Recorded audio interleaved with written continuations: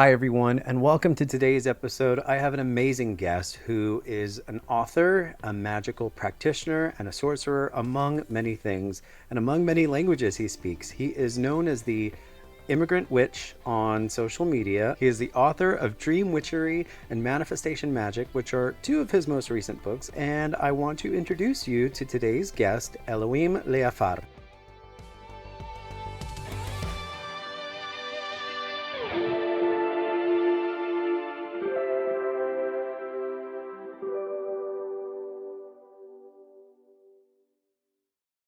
Did I say that Yeah, correctly? perfectly said. I'm used to everybody just mispronounce it, so I just say to everybody, call me El or call me Elo because it's easier.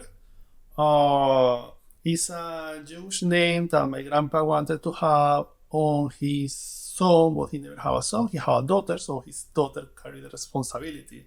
So when my mom was having children, she was expecting to have an Elohim. She had one daughter, a second daughter, a third one, twins. And then in the last trial, I came to save the situation. They put me the name. We changed the age of position. I say we, like if I was there. They changed the age of position to pronounce Oh. it how Irish Jewish people in Venezuela pronounce Elohim. We just changed one letter. That's the history of the name that you are not asking, but I was just here to say it. No, I listen. We're going to go all about your history because I think your history is so amazing and fantastic. You are from Venezuela, Yeah, right? South America, and you made your journey all the way up to New York, correct? Is that where you're coming in from? yeah. I born and was made in Venezuela. I grew up very close to Orinoco River in Amazonas, which Orinoco is very famous from a very big song of Enya, because it's a very big river. It's overwhelming when you are in there. It's one of the few things that I really, really miss. I grew up in Amazonas. After a certain age, my family started traveling around.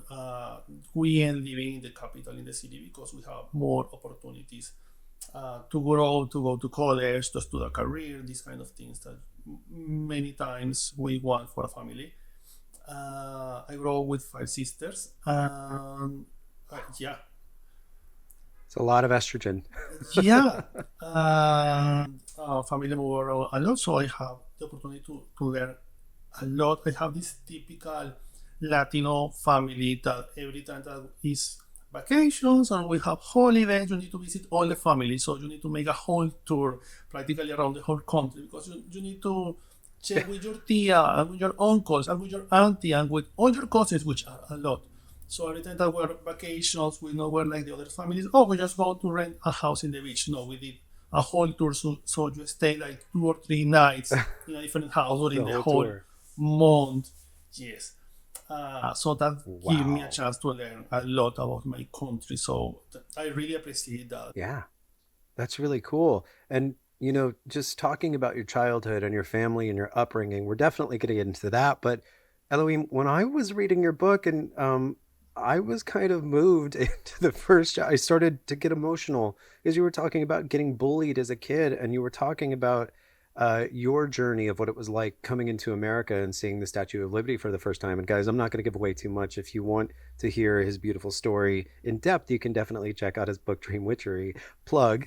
We got to do the good stuff because we got to support the work you do. But I was so moved when I was hearing this and reading this and understanding this. I want to get into what that's like, but more interestingly, I'm really curious. Are you the only I know that you mentioned your family. Your is it your grandmother who is a magical practitioner, or your mother as well, right? Yes, the first practitioner of we have any recording on the family was the uncle of my mom, Uncle Antonio. He was like this scary character in the city of Rio Arenas. Rio Arenas translate like Mm-hmm. Sand River. It's some kind of town very far away, like very 9-12 hours from the capital driving. uh, he was some kind of famous in the place because he was this very queer man for that moment. I'm talking to you like the 50s or 40s. Was very queer. He used a lot of makeup, but he continued being very masculine. He was overwhelmingly tall. That's what people say to me. He was tall. He was very big, muscular. So nobody tried to bully him or anything. And he was all the Yeah. time smoking cigarettes. So every time that we mentioned, like, when you travel to the city and you mention, oh, I descend from that family, a lot of people know that you descend from that family because my grandma continued being very popular in there.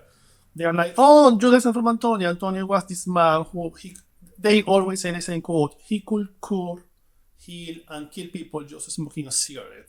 And nobody gives me details, but everybody tells me the same. When I try to talk with my sisters, like, do you have any other story about Antonio? They always say the same. Yeah, people comes to him for healing, for magical word, because they have enemies or something, and he could just sit down with you with smoking a cigarette, summoning spirits, and he could heal anything. He could kill people just smoking a cigarette. He could curse you just using the Wow. cigarette. And he knew who was cursing you when he see the ashes of the cigarettes in the floor. You were talking about somebody, and in the moment that you mentioned that person, the cigarette just makes some kind of light, and the ashes go to the floor. And depending of the position of the ashes, he says, "Oh, this is the person who is cursing you, or this is not the person who is cursing you." He knew all that kind of stuff. Wow. He's the first one because he had the chance to travel. I think that was to Peru when he was younger. He learned a lot about sorcery and magic in there. Then when he come back to Venezuela, he was, I think that he Wow. sell horses. I'm not entirely sure. I think that was his business.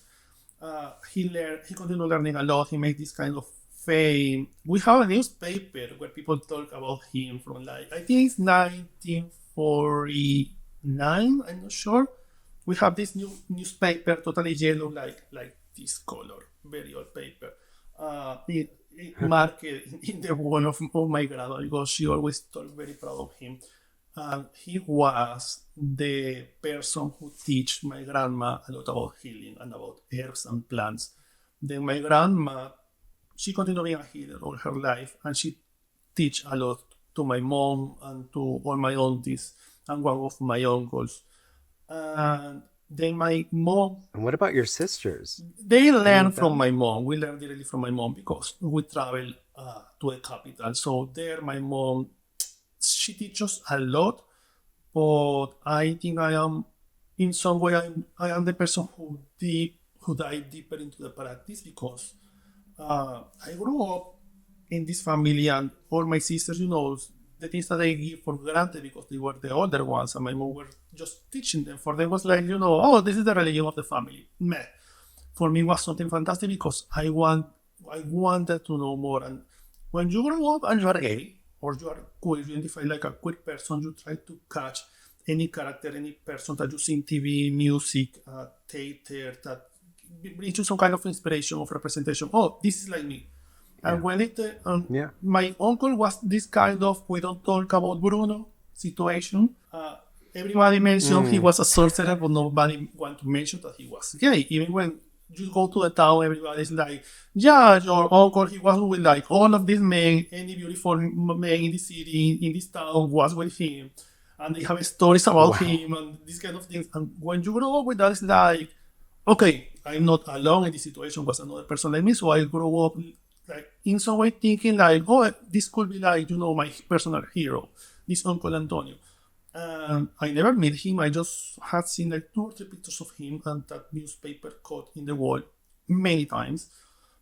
So in some way, I was thinking like if I dive deeper on this, I can be like him. Not respected for people, but at least I know we'll get bullied. That anyway continue happening. But I find a lot of strength in Yeah. this character. So I take all the books of my mom and all her knowledge, and I try to make something with that because I know a lot of witches in this community, and I always say to people, are many many kinds of witches. It's the kind of witches who read books and don't practice witchcraft. I are witches who read the horoscope, they buy crystals. Do I spend from one time to another? But this other kind of witches, which is the witch that you don't want to have a game with that witch. My mom is that. My mom is that kind of witch that when you need real help, you go to her. When somebody is really turning your bad side, you go with her.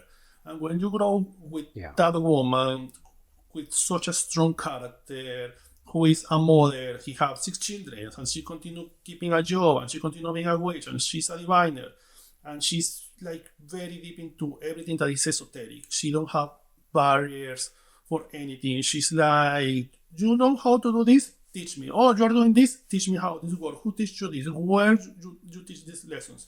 And she had all these notebooks. So in some way, it was impossible not to learn from her because she was always doing something, teaching somebody, doing something in the kitchen. What are you doing? Oh, I have these colleagues in the world who are very bad with me, so I just bought this tongue from an animal in the charcuterie, and I'm just cutting and putting the Yeah. names of the person with some black pepper, with some salt, and that kind of stuff. So you are like overwhelmed by the situation, but at the same time you continue learning. Like, oh, this worked for that. Okay, let me see how this result. And with her, it's like having a library next to you.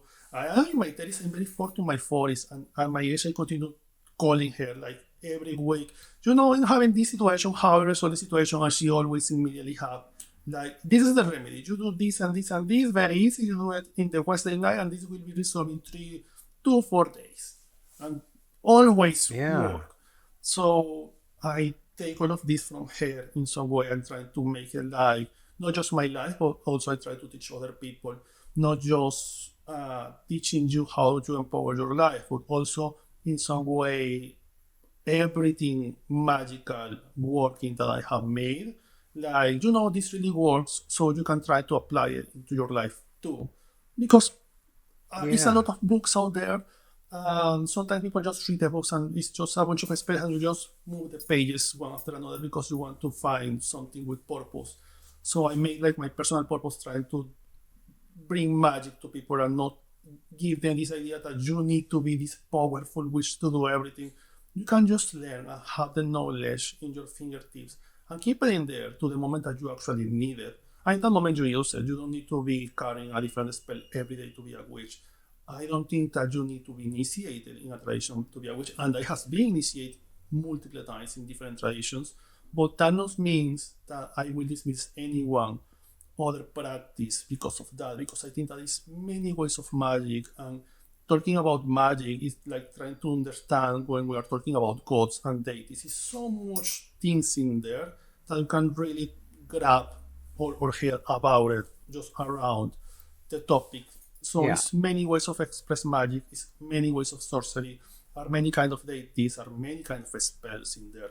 And they have the good luck to grow up with this strong woman who teach me a lot uh, when I was younger. And she continued teaching me right now. And yeah, and it's almost I really love your analogy to we don't talk about Bruno because I never even thought about it being LGBTQ. But I'm gonna watch that movie again. I totally kind of missed that.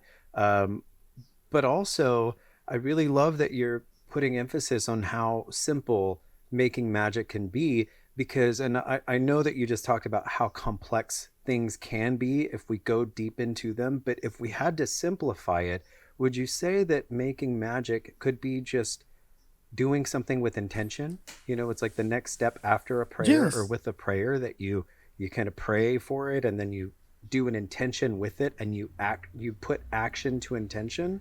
Is that what it would be? I have this. I always say this to people because every time that we talk about magic with somebody who don't know about magic, or I don't believe in magic, oh, but you ask for a wish on your birthday, or when you see a star in the sky, maybe you ask for a wish, which is a very North American thing. We don't do that in South America, but we are very deep into doing the wish in your birthday cake every time that they cut the cake.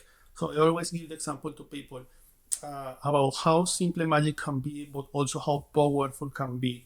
If you use your intention to guide something, in the moment that you are with your friends celebrating your birthday, you have all of these people who come in some way to honor you in your day, celebrating that you Mm-hmm. born, and they are in your place or in a restaurant, whatever place they come with you. And these people is surrounding you in love, in compassion, in kindness, in togetherness. You are the center of attention. You are the deity of the altar in that moment. And these people bring a cake, an offering of food to you. And somebody put a candle in there, and somebody light the candle in your name. And all of these people celebrating around you, they are singing to you. They are, oh, happy birthday, yada, yada.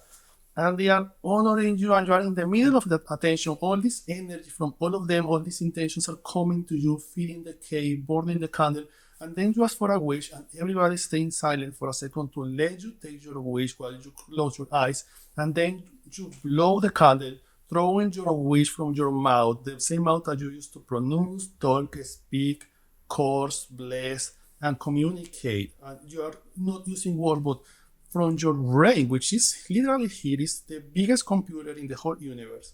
You have all your wish processed here, and you just blow the candle, throwing your wish in there, and the candle will turn into smoke. And this smoke will ascend and blend with the air, and will find ways to mobilize around the whole world to manifest your wish. For people, it's you just blow a candle. It's not magic in there. You literally did a whole ritual with everybody who cares about you around you, giving you a second after singing your name, after singing the birthday, and after bringing you an offering.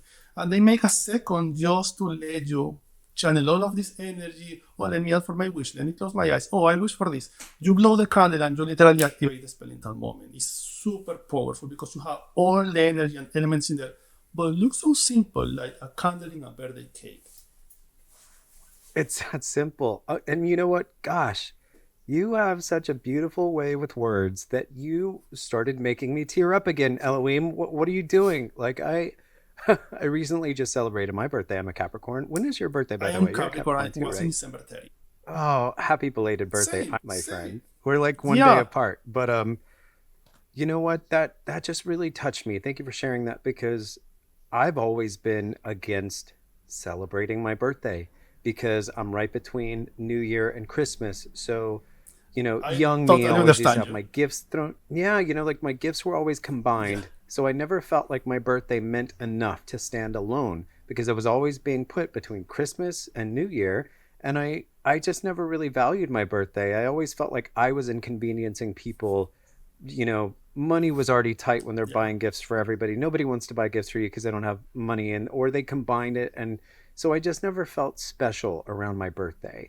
And now that I've grown out of that, I'm an adult, right? I don't expect gifts from anybody. So when people do want to celebrate me on my birthday, a little part of my childhood comes out of like, oh, don't worry about it. It's no big deal. Just take a nap. And that's how you can honor me on my birthday. And this year was a little different because I turned 40 this year and my family traveled. They all live around the country, mostly in Texas, but they traveled out one week right after Christmas to come spend my birthday with me. And the following week, my sister and niece came out to come and see me. Shout out to my family. But you're right. They traveled and they made time to come and celebrate me.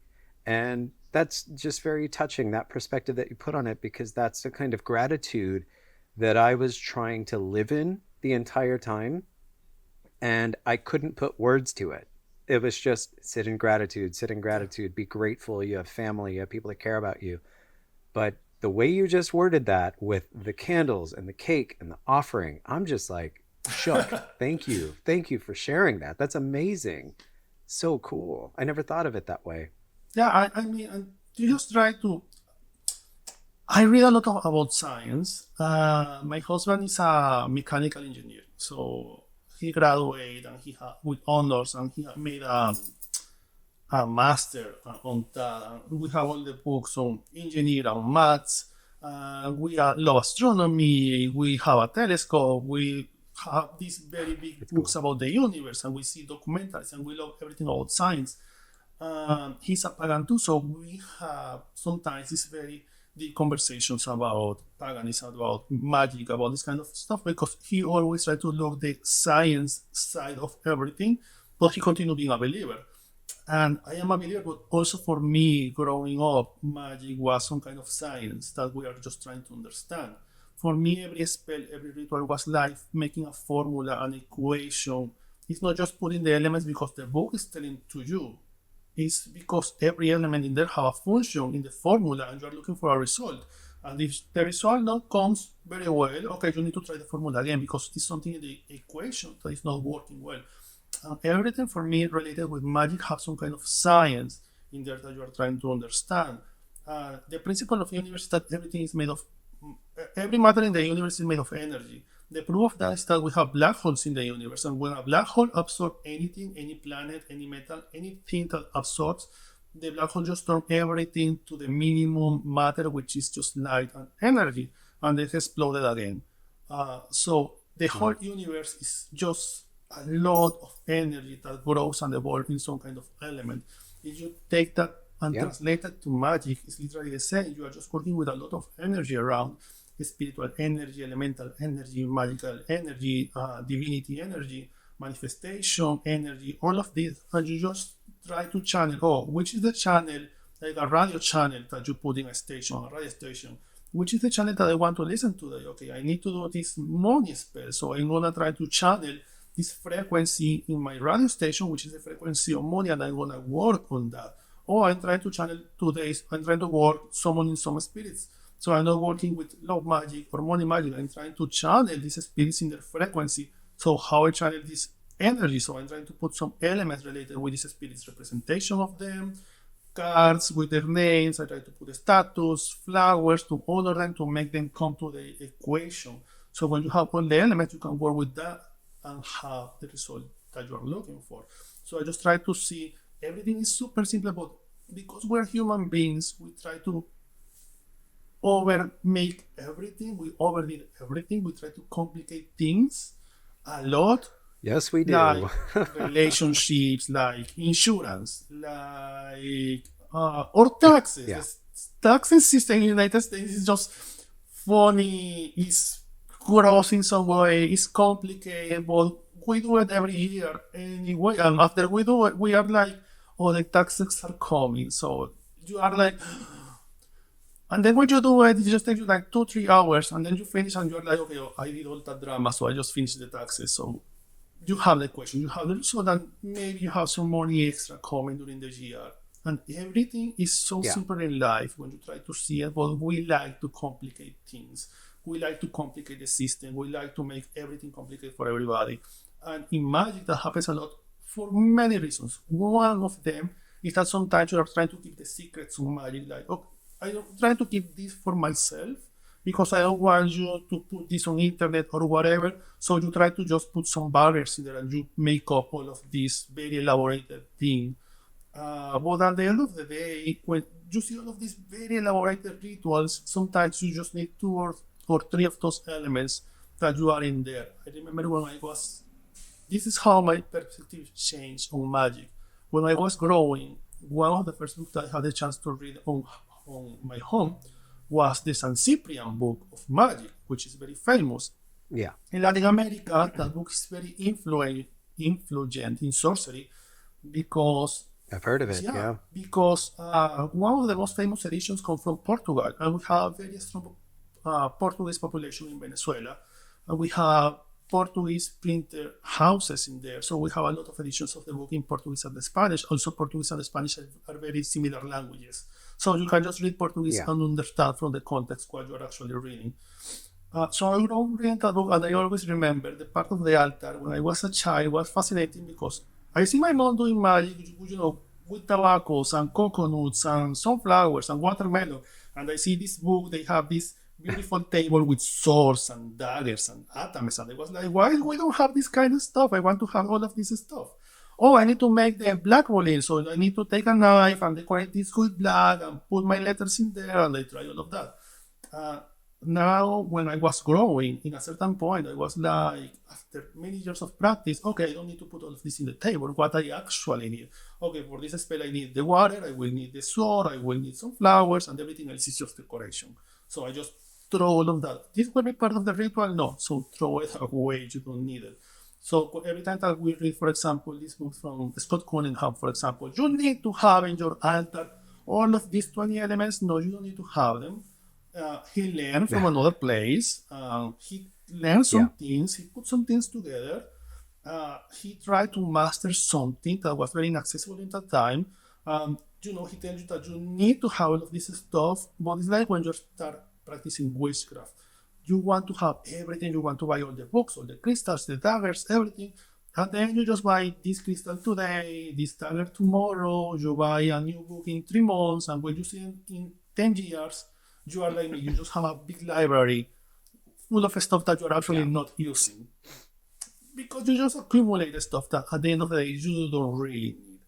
And in Magic, everything is super simple. We just try to make it very complicated. We just try to buy more stuff. Yeah, and I think I'm not sure if you're familiar with the author J. Allen Cross. I We believe that love he Jay. has. We I want to get him on we the need show. You have Jay. to help me We get breathe Jay. We love him. I I would love to get him on the show. He's a hard guy to pin Yeah, down, but it is. yeah, so I believe that in one of his books, I'm gonna double check and make sure I don't have to edit this part out, that he has a spell or a magical working to be able to find a energetic substitute for something that you're missing.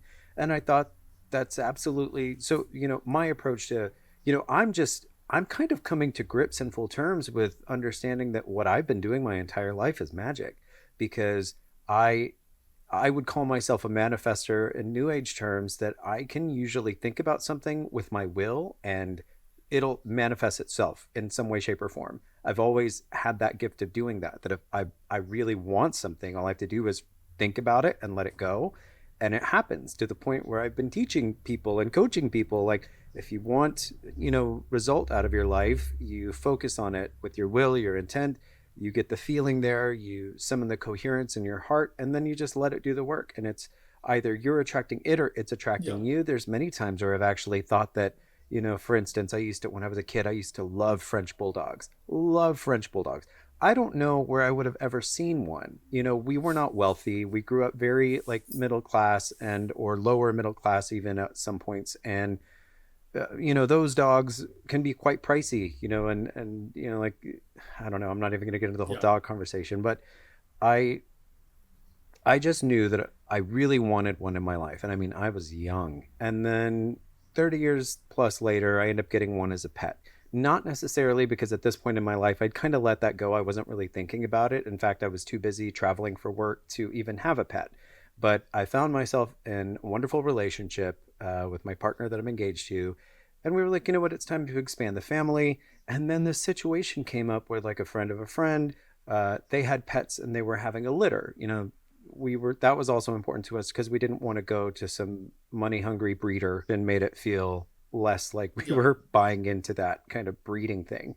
So we came into our dog, and every time I look at him, I'm like, man, you're exactly what I was feeling all of those years when I was a child and a young adult. And I think, I don't know if I manifested him or if I was having a future A memory premonition. of how yes, like he was going to have an important part. And I believe that time is linear. It's happening all at the same time. So why wouldn't we come into contact with, say, you want to be a best-selling author? Maybe that's because there's a part of you that's already living that life. So are you manifesting that person, or is that person drawing you to that reality?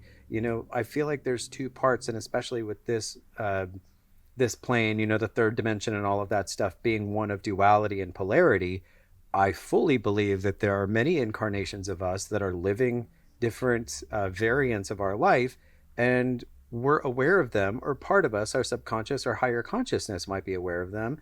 And so that's kind of where I bring it into my manifestation practices, is if you're thinking it, there's probably a version of you that's doing it already. And if you're feeling it, then you're tapping into that variant of you that's experiencing it already. Would you agree with that, or do you think that's too new age? I don't think that everything is too new age. I just think that we have certain things in new age that we need to like go deeper in there. But I believe, first of all, I believe a lot in the power of manifestation. Is one. I mean, you wrote the book on it. Yeah, I got it. I remember when the book comes out, a lot of people don't wanted for the name. Actually, not was the original name. The original name. Sorry, was different. But I really liked it because it was in a moment where I was experimenting a lot with manifestation. I come to the United States. I was an immigrant. I didn't have a lawyer. I didn't have friends here. I didn't talk the language in that moment. I come here like, okay, I talk like any other language that you want me to ask, but I don't talk a word in English. I have this, always I make fun of this. I remember that for like 3 years before somebody correct me, every time that I say thank you, because I just see that people say thank you, I say thank you to you, because I never relayed in my Yeah, me too. brain Me that too. was two words. I always say thank you to you. And people was like, what? Yeah, And after like 3 years, somebody correct me. I came here in that you're situation. welcome. Yeah. I came here in that situation. I didn't have a lot of money, but I continued like I came here, I'm not gonna give up with my husband, we don't gonna give up. So we go to continue working, we're gonna manifest a better life, we're gonna manifest a house, we're gonna manifest a better job.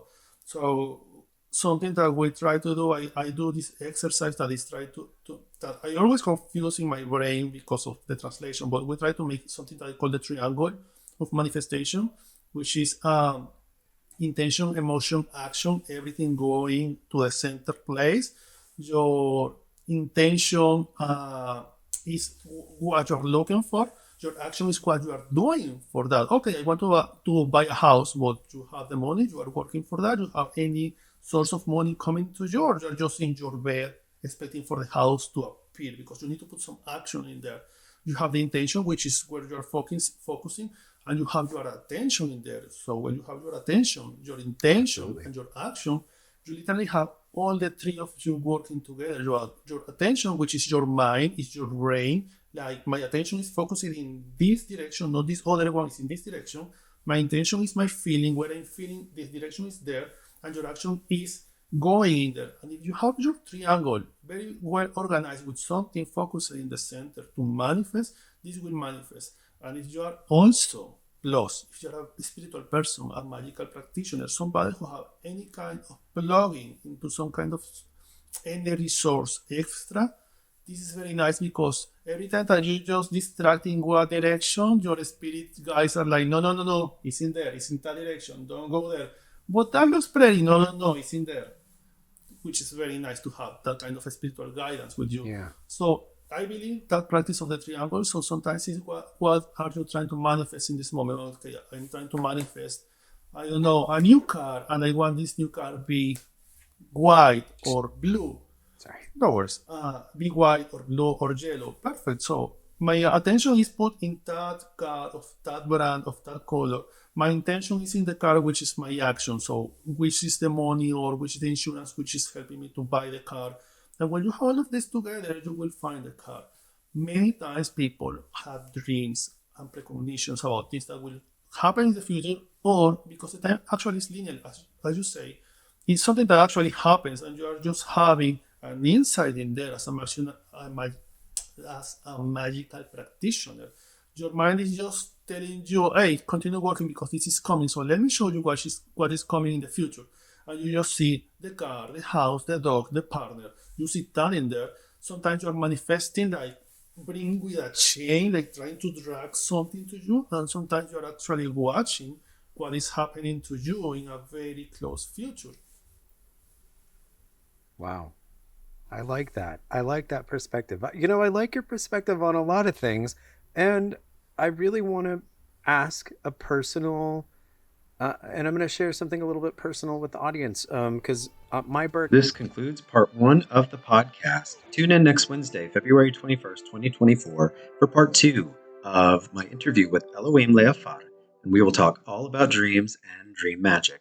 Until next time, Woo family.